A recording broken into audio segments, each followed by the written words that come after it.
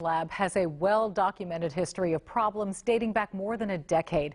And Channel 2 Investigates is hearing concerns still being voiced by some attorneys. Investigator Robert Arnold looked into these issues and how the lab is working to overcome its troubled past.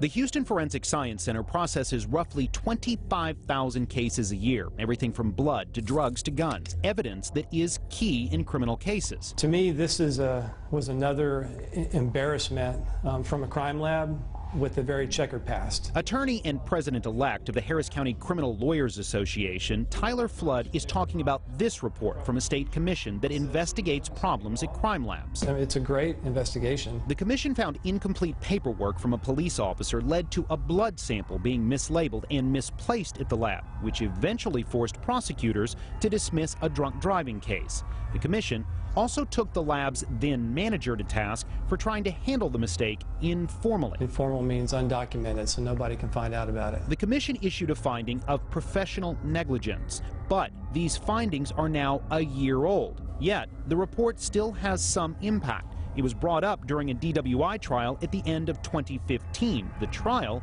ended with a not guilty verdict. How do you know those things aren't happening right now? And that is the question Channel 2 Investigates wanted to answer. So we sat down with Dr. Peter Stout, Vice President and Chief Operating Officer of the Forensic Science Center. What assurances can you give the public that something like this will not happen again? Between then and now, we've been able to do a variety of things. Stout says one of the main changes is the lab will now reject evidence from a police officer if the paperwork is incomplete or incorrect, meaning no evidence is tested or analyzed until the lab is certain an officer has properly labeled the sample.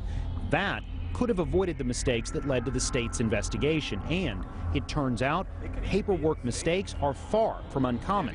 When the center started this policy in July, its rejection rate was about 40%. We still have work to do on that. Right now we're rejecting about 20%. What should the rate? Well, in my opinion, the rate should be something less than 1%. Stout says they're helping HPD train officers to cut down on these errors, and since the center became an independent agency out from under HPD, it sets the rules as to how evidence is received and handled.